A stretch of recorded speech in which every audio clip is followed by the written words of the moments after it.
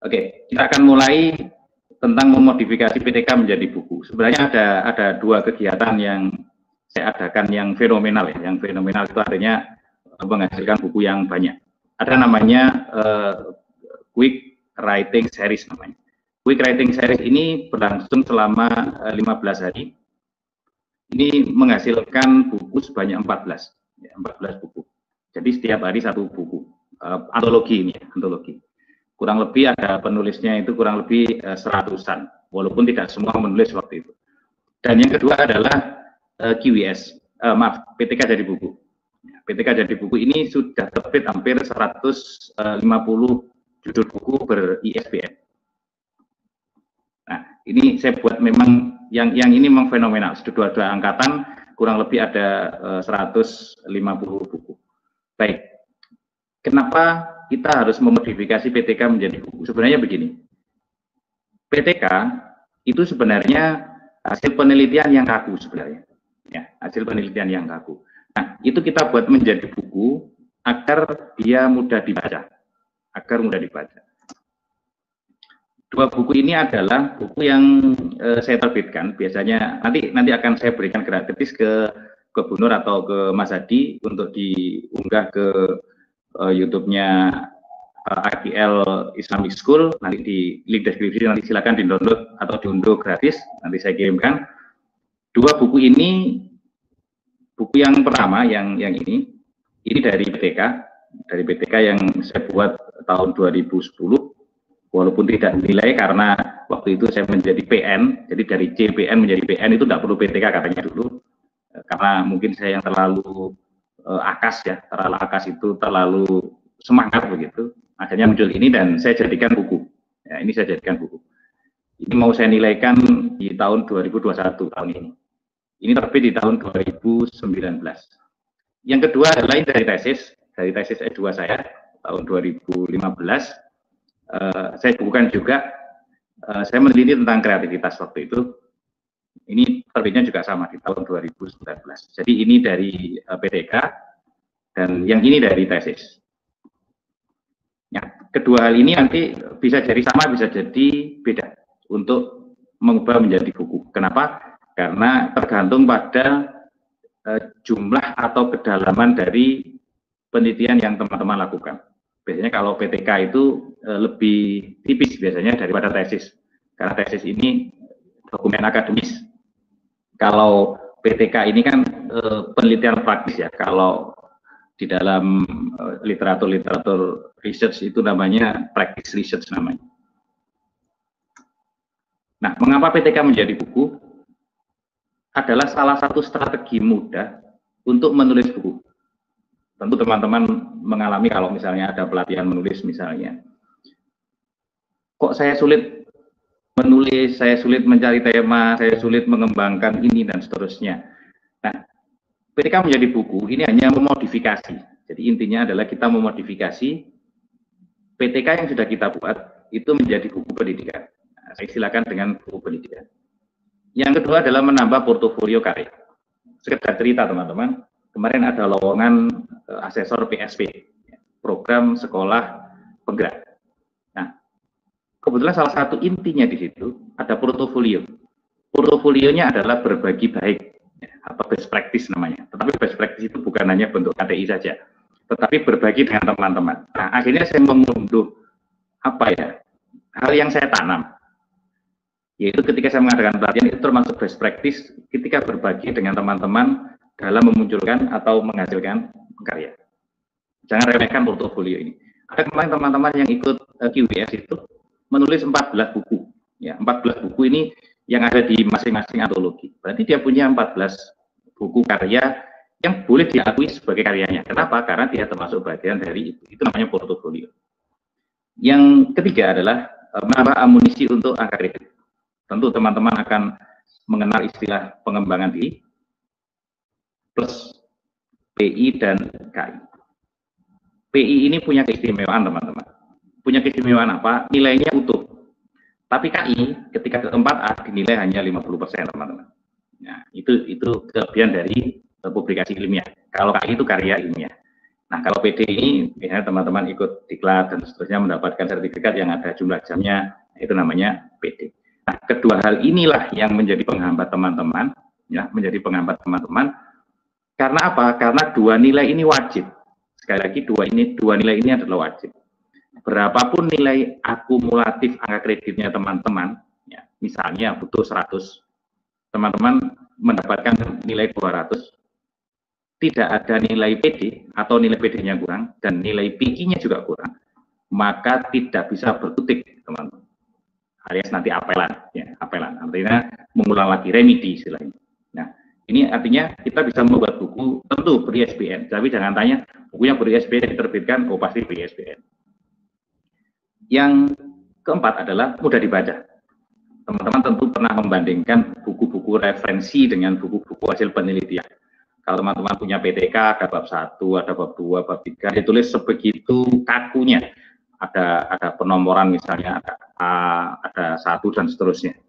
Nah, dengan mengubah PTK menjadi buku, kita memberikan kemudahan bagi pembaca untuk menjadikan buku kita sebagai referensi untuk duplikasi.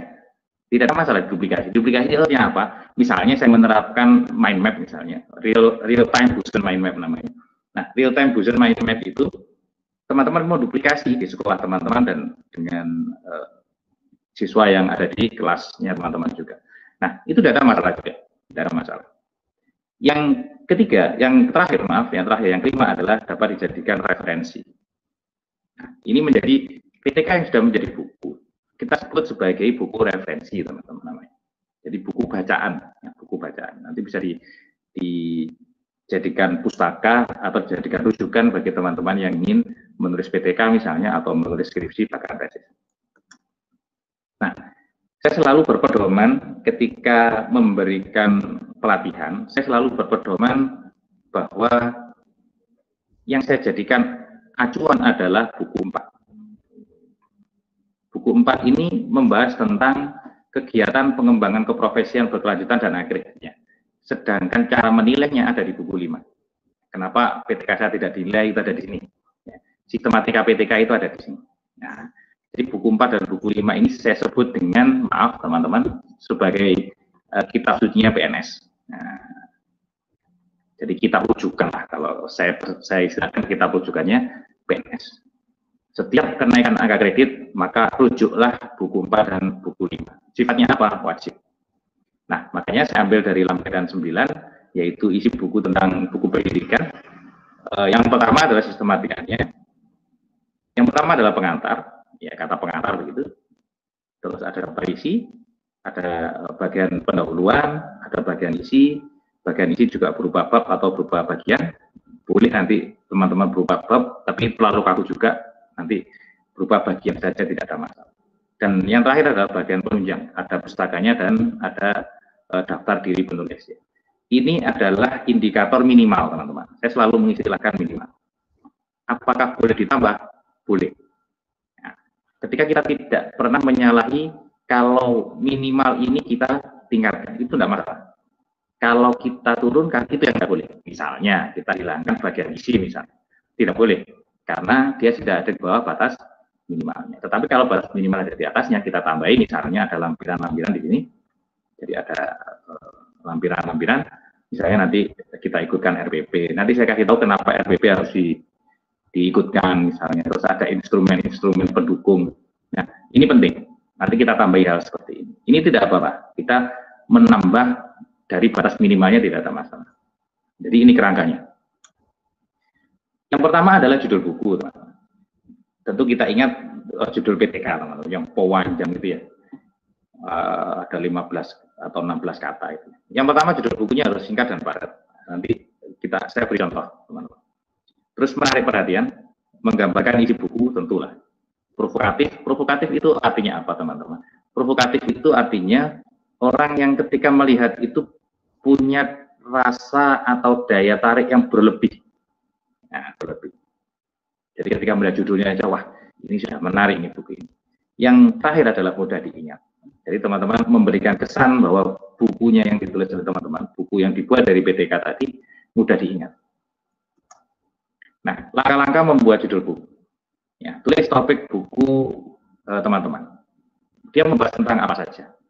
Ya, tidak spesifik atau sekaku kalau kita membuat outline misalnya, tidak perlu. Yang kedua adalah menjadi lebih spesifik, teman-teman. Kalau judul buku saya tadi itu nanti saya tayangkan, ya, saya mengambil hanya intinya saja, jadi hanya intinya saja. Tidak perlu saya meningkatkan apa, tidak perlu saya menerapkan di mana, tidak perlu. Tambahkan power words, artinya kekuatan kata yang mampu menjadi nilai lebih dari buku itu. Yang terakhir, jangan malu untuk meminta masukan dari teman. Terkadang judul yang kita inginkan itu muncul dari pendapatnya teman-teman. Dan ini banyak ketika di grup WA itu, jadi ada teman-teman yang mengunggah judulnya misalnya, mohon saran, mohon judul yang lain misalnya, oh ternyata bagus-bagus usulan dari teman-teman, dan bisa dijadikan buku, jadikan judul buku. Nah, ini adalah beberapa power words yang bisa dipakai, misalnya rahasia mind map dalam pembelajaran IPA bisa, atau trik PBL di dalam pembelajaran IPA SD misalnya, atau kekuatan atau bahkan keajaiban. Kata sifat ada mudah, ada sederhana, jitu, ampuh, dan seterusnya. Ada kata kerja, ada mendongkrak, ada melipat gandakan, ada melejitkan, ada menyingkap. Misalnya melejitkan hasil belajar matematika menggunakan MRE misalnya, Mathematics Realistic Education misalnya. Nah, itu bisa dipakai, teman-teman. Nah, ini kita ke aplikatif saja. Jadi ini judul PTK saya yang saya bukukan tadi, yang pertama tadi saya tampilkan di cover. Ini judulnya. Memang PTK itu judulnya harus lengkap. Ada kalau istilahnya ya teman-teman, ada obatnya, ada penyakitnya dulu juga tidak ada masalah. Ada obatnya, terus ada kalau ini materinya teman-teman ya, materi yang diajarkan, terus ini juga masih materi. Nah, apa yang mau disembuhkan? Jadi apa yang mau dituju? Ada hasil belajar. Siapa subjeknya? Ada siswa kelas ini, di mana dan seterusnya. Nah, judul bukunya bisa banyak alternatif. Ada aplikasi mind map dalam pembelajaran IPA, ada membelajarkan IPA menggunakan mind map, ada melejitkan hasil belajar IPA menggunakan mind map, ada keajaiban mind map pada pembelajaran IPA. Ini judul buku. Jadi kalau saya berpikir itu teman-teman jangan serakah memasukkan seluruh kata yang ada di sini, ya, kata yang ada di sini ke dalam judul bukunya, karena judul bukunya tidak menarik, teman-teman, tidak menarik. Nah, ada dua hal untuk cara mengkonversi ya PTK menjadi buku. Yang pertama adalah dengan cara meringkas. Meringkas itu dari hasil KTI yang biasanya tebal, biasanya skripsi misalnya. Tidak ada skripsinya teman-teman yang di bawah 50 halaman, itu sudah ada. Biasanya 200, 250, apalagi tesis. Apalagi teman-teman yang sudah pernah S3 misalnya, disertasi. Lebih tebal lagi. Yang kedua adalah dengan cara menambahkan. Menambahkan ini tentu dengan syarat bahwa PTK teman-teman belum memenuhi jumlah halamannya. Nah, biasanya kalau di saya, di Delta Pustaka, menggunakan minimal antara 80 sampai 100. Sebenarnya lebih idealnya itu 100 halaman. Kenapa, teman-teman? Tentu teman-teman kalau menata buku itu yang kelihatan adalah punggungnya. Ya, di rak misalnya, di rak buku itu punggungnya. Nah, kalau terlalu tipis, itu punggungnya tidak kelihatan. Jadi kalau kita nata buku itu kan, jadi ini punggung. Biasanya di punggung ini ada judul, ada penulis, terus di sini ada judul, terus ini ada logo penerbit. Itu yang saya pakai. Nah, ini kalau terlalu tipis, teman-teman, di bawah 100, ya, di bawah 100, itu terlalu tipis jelek. Nah, makanya keterbacaannya itu bagus, itu kalau 100. Nah, makanya standar yang saya pakai itu 100. Jadi kalau misalnya nanti PTK teman-teman di bawah 100, bisa ditambahkan. Bagaimana triknya? Nanti teman-teman bisa melihat di YouTube saya tentang 9 strategi mengembangkan materi di PTK jadi buku. Nah, itu ada. Karena kalau saya sampaikan di sini tidak cukup waktunya. Nah, yang kedua adalah PTS bagi teman-teman pengawas, kepala sekolah yang membuat PTS. ada best practice, lebih singkat lagi best practice. Nanti bagaimana mengembangkan ada di teknik 9 teknik untuk mengembangkan KTI itu menambahkan. Tetapi catatannya teman-teman, kalau saya PTK teman-teman bagus, misalnya bagus dalam arti itu tebal teman-teman, tebal itu kemasannya oke, lampirannya oke, dan bisa melebihi 100 ya tidak perlu menambahkan, tidak perlu menambahkan itu. Memang kalau tidak perlu. Nah, outline naskah bab pertama di PTK teman-teman, di bab pertama itu ada pendahuluan. Betul ya teman-teman, ada pendahuluan. Nah, pendahuluan itu ada beberapa bagian. Ada latar belakang, ada rumusan, ada tujuan, ada pentingnya penegasan istilah ruang lingkup. Ini bisa berbeda dengan satu orang dengan yang lain. Ya. Karena kalau minimalnya di buku 4 itu tidak serigid ini, teman-teman. Tidak serigid ini. Nah, kita lihat PTK menjadi buku. Yang diambil adalah, kalau saya pengen cepat itu ya teman-teman, ambil latar belakang saja, hilangkan bagian terakhir yang ada kata-kata, maka dilakukan penelitian dengan judul itu hilangkan saja. Intinya adalah ada kondisi ideal yang diharapkan. Kalau teman-teman pernah belajar PTK, terus ada permasalahan yang dihadapi dan ada solusi atas permasalahan itu. Tentu ini adalah teoritis, ya, solusi-solusi teoritis. Nah, kalau di daftar isi teman-teman PTK itu seperti ini, ya PTK seperti ini, dia akan menjadi pendahuluan saja, ya, pendahuluan saja. Outline di naskah bab kedua, ya di naskah bab kedua, ini adalah kunci dari buku, semuanya dipakai, ya semuanya dipakai, dan setiap subbab, jadi ini namanya bab, kajian pustaka ini adalah bab, ini dinamakan dengan subbab. Subbab ini kita pakai semua dengan menjadikan bab di setiap subbabnya. Jadi ini menjadi bab sendiri, ini menjadi bab sendiri, dan ini menjadi bab sendiri.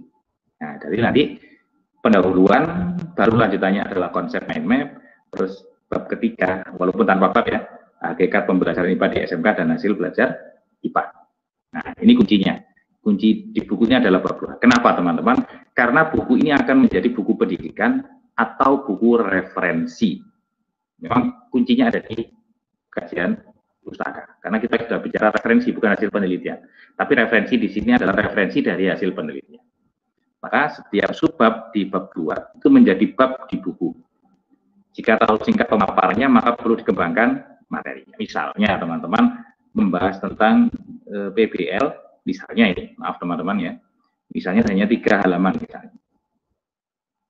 Teman-teman bisa mencari sumber-sumber yang lain, bisa menjadi sampai 10 halaman. Tapi tidak ada masalah. Kenapa? Karena kuncinya ada di sini. Kuncinya ada di kajian pustaka atau kajian teori. Nah, seperti ini. Yang ini adalah subbab, ya, itu menjadi bab sendiri. Ini menjadi bab, terus ini menjadi bab, dan ini juga menjadi babnya. Makanya di sini kalau sudah dalam bentuk buku, ya tidak perlu ada bab-bab seperti ini. Kenapa? Karena nanti tanpa kata lagi, gitu ya. Nah, di outline yang bab ketiga, teman-teman, bab ketiga, kalau kita mau mengambil, itu deskripsikan saja bahwa buku ini adalah hasil penelitian tindakan kelas. Lokasinya di mana, terus subjeknya siapa, nanti paparkan sumber data, seperti kalau teman-teman membaca jurnal, itu singkat-singkat saja sebagai pengantar nanti untuk menjelaskan ke penerapannya. Atau kalau teman-teman tidak memerlukan itu, ya tidak perlu disertakan juga tidak ada masalah. Ya, tidak ada masalah. Nah, kalau teman-teman ingin menyertakan, nah, buat sesingkat mungkin, ya kira-kira 1 paragraf. Ya, 1 paragraf. Kalau teman-teman pernah baca jurnal itu kira-kira 2 paragraf lah, 2 paragraf untuk menjelaskan metode penelitiannya. Kalau di jurnal saya itu ini hanya 2 paragraf. Di naskah yang keempat, teman-teman, di outline naskah yang keempat atau keempat, itu ada nanti teman-teman kita akan lihat dulu naskah bab ya, oke. Jadi PTK saya itu sampai bab 5, sampai bab 6, maaf. Jadi ini saya sendirian. Ini masalah rasa ya, masalah taste saja. Di bab 4 ini biasanya ada dua model, ya, ada dua model. Di sini ada hasil penelitian, ya, ada hasil, dan ada pembahasan. Ada yang menggunakan seperti ini, teman-teman. Ada yang memisah. Ini ada di bab 4, dan ini ada di bab 5. Ya, ada di bab 5. Ada yang memisah. Tidak ada masalah, tidak ada masalah. Nah, kalau misalnya seperti saya, ini saya gunakan di contoh PTK saya memisahkan hasil dengan pembahasan, teman-teman. Nah, di PTK ini, ya, di PTK ini sebenarnya ada dua hal yang penting. Apa itu? Yang pertama adalah penerapan, ya, penerapan pembelajarannya. Kenapa ini penting? Karena ketika ada orang lain, ada guru yang lain, ingin menduplikasi pembelajaran kita, maka dia tinggal melihat ini, teman-teman. Ini penting. Makanya lebih bagus lagi kalau disertai dengan foto. Jadi setiap langkah diberi foto. Misalnya, teman-teman menerapkan PBL, misalnya ada 5 sintaks atau 5 langkah. Maka setiap langkah disertai dengan foto, itu akan jauh lebih memudahkan orang ketika ingin menduplikasi. Oh, kalau saya ingin memaparkan masalah itu harus seperti ini. Dia ada lihat fotonya. Nah, dari foto itu nanti dilihat dari deskripsinya. Nah, kunci dari ini, ya, dari outline dari bab 4, itu kuncinya adalah di sini, teman. Teman-teman tidak perlu memaparkan data dulu di sini. Ya, tidak perlu memaparkan data. Nanti bisa kita bagi dua. Jadi di sini ada penerapan, terus nanti kita pisah lagi menjadi hasil. Nah, hasil inilah yang kita lihatkan di tabel, ada diagram, ada grafik, ada semacam-macam itu, ya, macam-macam data itu. Karena apa? Karena data ini, maaf, kurang penting ketika kita menggunakan buku ini sebagai rujukan. Bukan kurang penting itu tidak perlu, bukan. Kurang penting itu artinya apa? Nanti ketika ada orang menerapkan dengan hasil yang berbeda, ya tentu nanti hasilnya juga berbeda, walaupun misalnya mendekati, satunya 80, satunya dapat 85 misalnya. Nah, yang justru yang kata kuncinya adalah di sini, penerapan. Jadi itu ada di bab 4. Nah, selanjutnya, nah ini mengubah di PTK ini ya, teman-teman. Di aplikasi ada siklus 1, siklus 2. Atau bisa dipisah, di sini penerapan, terus di sini hasil. Tidak ada masalah. Atau ingin memisahkan siklus 1 dan siklus 2 tidak ada masalah. Nah, di outline yang selanjutnya, saya ini pakai 6 bab ya. Di bab 5 itu saya pakai pembahasan. Nah, jadi di pembahasan ini ada dua yang saya bahas, teman-teman. Di bab 6 ini, bab 5 ya. Bab 5 ini di sini ada penjelasan tentang hasil belajar nanti ya, tentang penjelasan hasil belajar. Terus ada respons. Kenapa saya pakai, kalau saya buat PTK saya kasih respons. Maksudnya apa? Agar anak memberikan feedback kepada kita tentang pembelajaran yang kita dapat. Nanti bisa menjadi peningkatan hasil belajar dan respon. Ini bisa kita jadikan satu seperti ini, menjadi hasil. Ya. Atau di sini boleh pakai kata hasil penerapan misalnya, tidak ada masalah. Atau pembahasan hasil penerapan juga tidak ada masalah. Ini bab 5. Kalau teman-teman berakhir di bab 5, misalnya di sini penutup, berarti teman-teman memisahkan yang tadi. Yang terakhir adalah penutup, teman-teman. Kalau di penutup ini saya tidak perlu merubah sesuatu. Ya, biarkan saja dia ikut menjadi penutup juga, karena tadi di sistematikanya itu penutup ada simpulan dan saran. Tetapi sebenarnya ada satu kata kunci lagi, yaitu sertakan semua atau buat narasi tentang pentingnya pembelajaran yang teman-teman terapkan. Ya. Kalau teman-teman mampu tidak sekaku ini, ya tidak sekaku ini, teman-teman bisa membuat narasi. Jadi membuat narasi bahwa pembelajaran ini berhasil dengan hasil seperti ini. Nah, nanti di terakhir itu semacam rekomendasi, ya, semacam kira-kira pembelajaran yang teman-teman laksanakan atau yang saya laksanakan itu masih ada peluang tidak untuk diterapkan di mata pelajaran yang lain atau bahkan mata pelajaran yang sama dengan saya di sekolah yang berbeda. Ini penting. Kenapa? Karena ini akan menjadi penutup yang bagus ketika kita memberikan kata kunci itu. Kenapa? Karena kita sudah menerapkan dan orang lain belum.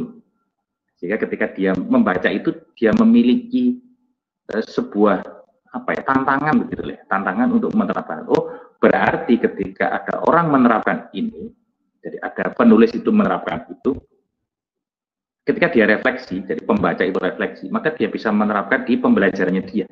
Nah, oh ternyata bisa, oh ternyata cocok. Nah, misalnya terus kita kasih catatan, dengan catatan misalnya, jadi itu hasil penerapan nanti bisa dikasih catatan seperti itu. Kalau ingin menerapkan ini, persiapkan ini. Kalau ingin menerapkan ini biar efektif harus seperti ini.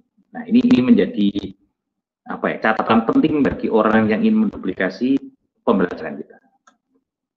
Nah, seperti ini, ya, seperti ini.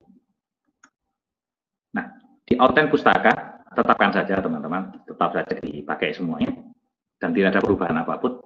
Tergantung gaya selingkungnya, teman-teman. Misalnya saya orang UM misalnya, saya lulusan UM. Saya pakai gayanya UM, teman-teman yang UNESA pakai gayanya UNESA, teman-teman yang UNES pakai gaya UNES, dan seterusnya, beda-beda.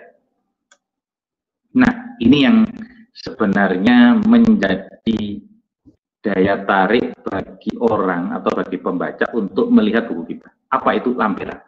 Ini yang penting bagi pembaca. Kenapa? Karena dia sudah tinggal mencontoh RPP-nya saja. Ya, kisi-kisi soalnya bisa dia pakai. Kalau mata pelajarannya sama, tingkatnya sama, kelasnya sama maksud saya, tetapi dari sekolah yang berbeda. Sehingga dia tinggal mengambil saja. Apakah itu bermasalah? Tidak. Nanti dia tinggal mencantumkan bahwa dia mengambil instrumen dari sini. Ada soal tes, ada instrumen penelitian tanpa isian. Jadi yang kosong-kosong itu. Misalnya ada observasi aktivitas siswa misalnya. Nanti bisa teman-teman. Ada observasi aktivitas guru. Kalau ada angket misalnya. Ini bisa teman-teman sertakan. Ini sangat membantu teman-teman kita yang ingin menerapkan atau ingin membuat PTK. Yang tidak ada isiannya. Ya, tidak perlu ada isian. Jadi semacam instrumen-instrumen kosong ini. Nah, ini sebagian dari buku yang sudah saya terbitkan. Ya, sudah saya terbitkan dari pelatihan yang saya adakan. Itu kurang lebih ada 150. Nanti teman-teman bisa melihat di ISBN. Ya, di ISBN. Di situ ada penerbit data pustaka, nanti bisa dicari buku-buku yang judulnya itu pembelajaran. Nah, itu adalah judul-judul. Nah, di sini ada tentang problem posing misalnya, tentang teman-teman BK. Nah, judul-judul seperti ini menarik dan sebenarnya layak jual. The Power of Counselor, supaya ada inquiry. Nah, mungkin ada teman-teman bertanya, kenapa covernya sama? Ini memang saya buat template teman-teman, template untuk mempercepat proses produksi saja sebenarnya. Nah, ini menggambarkan pembelajaran, foto ini menggambarkan pembelajaran yang teman-teman laksanakan di kelas. Yang kalau bisa ya mewakili judulnya, gitu ya, mewakili judulnya. Misalnya nih seperti konselor sebaya misalnya. Ada konselor sebaya seperti ini. Terus keunikan fisika tanpa rumus misalnya. Nah, usahakan foto-foto yang kita pakai itu memang berhubungan. Gitu. Terus ya ini sebagian kecil. Oke, itu yang bisa saya sampaikan. Kita akan berdiskusi. Alhamdulillah kurang 15 menit. Nanti teman-teman bisa ngisi di kolom komentar pertanyaan-pertanyaannya. Nanti saya bisa dibantu oleh Mas Edi karena saya tidak memantau di YouTube-nya. Ya, di YouTube-nya. Ini yang saya sebut dengan 3 pilar publikasi ilmiah. Saya buat segitiga. Jadi ada data pustaka, P3G yang menaungi seluruh kegiatannya, data pustaka yang menerbitkan buku yang dihasilkan tadi itu, dan YouTube ini yang saya gunakan untuk pelatihan. Ya, jadi untuk pelatihan. Jadi semua materi-materi pelatihan saya ada di situ. Oke, terima kasih. Kalau ingin diskusi silakan di WA, bisa di Facebook, ada di email, monggo silakan. Bahkan di YouTube channel saya juga tidak ada masalah. Saya kembalikan ke Mas Hadi sebagai hostnya. Terima kasih. Baik. Wah, baik. Terima kasih, Cak Lukman. Luar biasa, keren banget nih. Ini sudah banyak komentar-komentar yang masuk ke kita. Nah, selain mereka senang mendengar apa namanya paparan dari profesor kita yang satu ini, eh ada ini nih, materinya mohon di-share ya, siap, nanti kami bagikan, tenang saja Oke. ya. Saya kasih Pokoknya bonus, kalau betul. sama Saya kasih ya, bonus 2 buku saya tadi. Ya, tetapi dalam bentuk oh E tadi gitu. ya, dalam bentuk E. Ya, Oh, luar biasa. Dikasih bonus lagi tuh ya. Ada pertanyaan nih, yang dikasih bonus peserta dikasih nggak nih, Cak nih? Dikasih semuanya nggak, saya Cak? kasih. Nanti bisa Wah, diunduh semuanya dikasih ya. di Oke, YouTube-nya baik. AKL Islamic School. Oh ya, keren keren keren. Dari untuk sagu-saku juga dong, sagu-saku Ikatan Guru Indonesia. Oh ya, semuanya dalam bentuk E. Ya, semuanya dalam bentuk Oke, E. siap. Siap. Baik, ini ada pertanyaan nih, Cak nih. Lampiran dalam PTK ditempatkan pada bab keberapa? Pada buku. Tadi sepertinya sudah ya, yang namanya Ya, lampiran memang di terakhir tetap ya, ada di ya Prof lampiran. ya. Tetap di lampiran. Iya.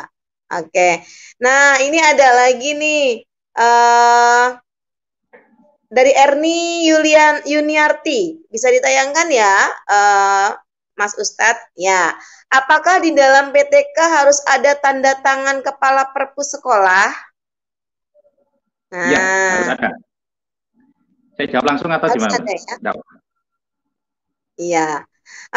Oh iya, pokoknya semua pemberkas-berkas seperti makalah, PTK, itu semuanya sudah tanda tangan kepala sekolah kalau digunakan di sekolah saja. Dan kalaupun untuk diajukan kenaikan golongan juga harus disahkan oleh kepala sekolah ya, Cak ya?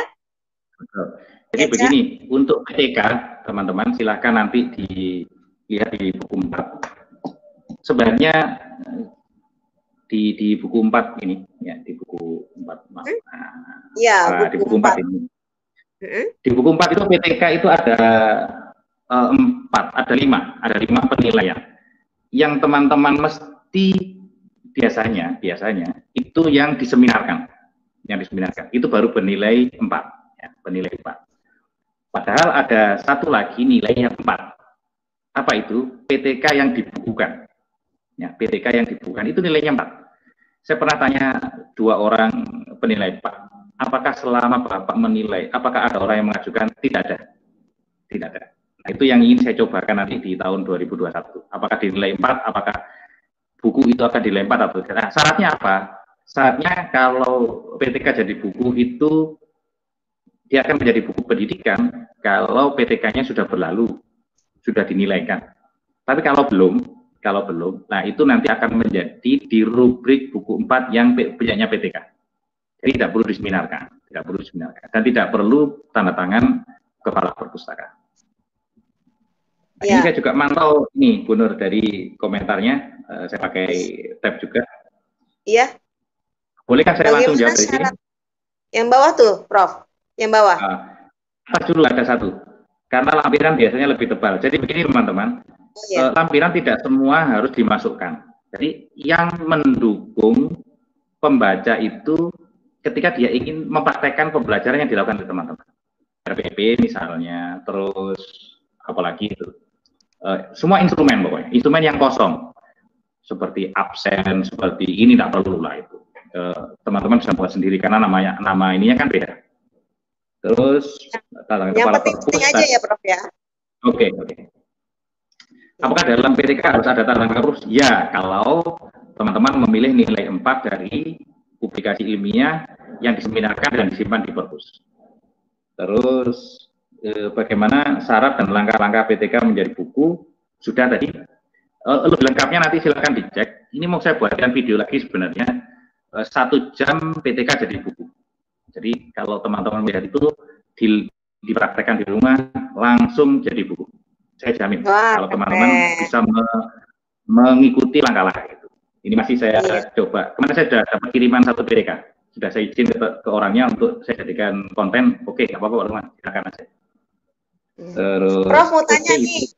Prof, saya mau tanya, semoga mewakili guru Indonesia ya. Pertanyaannya adalah, apakah buku yang diterbitkan dari PTK itu yang bernilai ya, kan tadi kata Prof, buku yang diterbitkan itu kalau PTK-nya sudah dipublikasikan, ya kan? Kalau belum dipublikasikan, itu kan nanti akan direkrut oleh Oleh Kemendikbud? Oleh mana? Oleh PPATK? Gitu. Kalau memang memenuhi syarat ya, Prof ya. Oh ya, terus satu lagi nih. Ya, satu lagi nih sahabat literasi Indonesia. PTK itu juga bisa dijadikan makalah juga kalau memang teman-teman mau. Jadinya kan nambah. Kemudian kalau teman-teman mau jadi narasumber seperti Cak Lukman ini, kemudian ada dokumentasinya, ada pesertanya, jadi juga jadi narasumber juga gitu kan. Nah, jadi itu bisa nambah juga. Jadi pokoknya teman-teman kalau karya ilmiah itu satu bisa beranak banyak kalau kitanya niat. Ya kan? Dari PTK bisa dipecah jadi buku, bisa dipecah jadi makalah, bisa dipecah jadi modul ininya. Kan tadi kan PTK itu seperti apa ya kata Cak Lukman tadi ya, sahabat literasi Indonesia, ada penyakitnya, ada obatnya. Nah, semuanya disertakan di situ. Jadi ibaratnya PTK itu klinik ya, gitu. Oh ya, ini ada lagi nih yang ini Prof nih.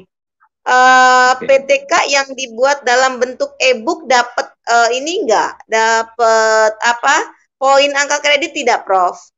Nah, jadi gini, teman-teman perlu difahami, kemarin beberapa waktu yang lalu kami penerbit diundang oleh Perpusnas untuk seminar tentang perbukuan waktu itu. Kebetulan saya ikut juga. Jadi begini, teman-teman dari Perpusnas ini mendorong untuk bukunya itu dalam bentuk e-book. Jadi bukunya dalam bentuk e-book. Kenapa? Karena dia akan lebih mudah untuk diakses, ya, lebih mudah untuk diakses teman-teman. Terus yang kedua, buku cetak itu sudah memenuhi perpustakaan dari Perpusnas. Terus yang ketiga, karena masa pandemi itu sampai penerbit tidak ditunda, pengiriman bukti terbitnya itu ditunda. Makanya mulai 2021 penerbit saya mengajukan ISBN dalam bentuk e-book. Apakah nanti akan bermasalah ketika angka kredit? Tidak, karena itu bisa dicetak. Jadi bisa dicetak. ISBN-nya sama. ISBN-nya sama. Sip, jadi sudah ketemu ya sahabat literasi Indonesia, inti dari penilaian angka kredit bukan cetak ataupun digital, tetapi ada ISBN-nya, itu ya sahabat literasi Indonesia. Nah benar, apalagi sekarang sudah digitalisasi, nggak zaman lagi jadi alasan kita tidak bisa dapat referensi kalau kita mau berkarya ya. Nah jadi intinya sahabat literasi Indonesia, sekali lagi nih, mumpung ada Cak Lukman yang mau bertanya, silahkan. Memang benar, pokoknya inti dari angka kredit adalah ISBN bukunya, bukan digital atau cetak, gitu ya. Jadi semangat terus berkarya teman-teman. Kalau belum punya uang untuk mencetak buku, ya dikumpulkan dulu. Karena biar gimana-gimana buku cetak itu menjadi kebanggaan untuk kita berfoto, klik gitu ya. Sementara kalau buku digital menjadi kebanggaan kita untuk dipublikasikan ke seluruh Indonesia lebih luas lagi. Gitu ya, Cak ya. Ya, baik Cak, sekarang kita lihat lagi nih, ada pertanyaan lagi nggak ya? Yang jelas teman-teman ini banyak sekali penasaran mereka, gimana sih caranya buat PTK aja mereka lagi sulit, Prof. Apalagi PTK jadi buku gitu kan. Wah, keren banget.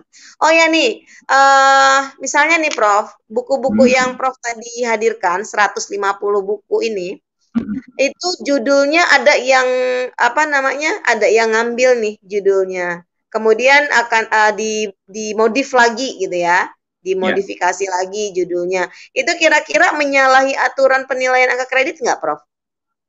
Tidak ada masalah, tidak ada masalah. Jadi kalau sudah menjadi buku, ya menjadi buku itu sudah berbeda bentuk, baik di dalam rubrik kita masukkan di buku 4 atau di angka kredit maupun di berbagai jenis publikasinya. PTK bentuknya seperti itu, buku bentuknya seperti itu. Terus misalnya kita membuat buku teks misalnya, bentuknya juga seperti itu. Jadi tergantung bagaimana kita mensiasati buku saya ini kira-kira masuk ke mana. Nah, buku pendidikan itu yang sebenarnya lebih umum, lebih bisa kita masuki. Contoh misalnya, saya membuat buku model-model pembelajaran misalnya. Itu lebih aman kalau saya masukkan buku pendidikan. Nah, contoh saya membuat buku, nanti saya kasih satu lagi juga buku saya Guru 4.0. Itu sebenarnya buku pengalaman saya saja. Apakah nanti bisa dinilai kan? Nah, ini yang mau saya coba. Itu saya anggap sebagai buku pendidikan saja. Jadi lebih iya, dia lebih umum. Iya, siap. Prof, ini ada yang tanya nih. Mohon izin tanya Cak Lukman, itu yang paling bawah. Ya. Gimana cara apakah memperoleh dalam bukunya? Ya, silakan. Oh iya. Saya itu sebenarnya tidak menjual buku saya sebenarnya. Silakan nanti WA ke saya tadi di WA saya di 085 8500 0784. Nah, silakan WA ke saya. Silakan dibayar berapapun saya kirimi bukunya. Jangan lupa ongkos kirimnya. Luar biasa, keren banget tuh. Sahabat Literasi Indonesia yang mau PTK-nya diterbitkan bisa ke ke Delta ya, Cak ya? Ya, penerbit Delta Pustaka. Penerbit Delta Pustaka. Nanti di situ Cak Luman akan bantu lah revisi-revisi sedikit-sedikit, jangan banyak tapi ya. Judulnya nanti bimbingan gitu ya. Nah, ini ada lagi nih. Bagaimana nih cara memperoleh bukunya? Nanti saya kasih nomor kontaknya Cak Lukman di kolom komentar. Tenang aja. Ya, pokoknya pantengin terus tayangan pendidikan inspiratif dari Sagu-Saku Ikatan Guru Indonesia setiap Kamis, pasti ada yang spektakuler. Bukan hanya bintangnya bukan biasa, tetapi justru bintang yang sangat luar biasa ya.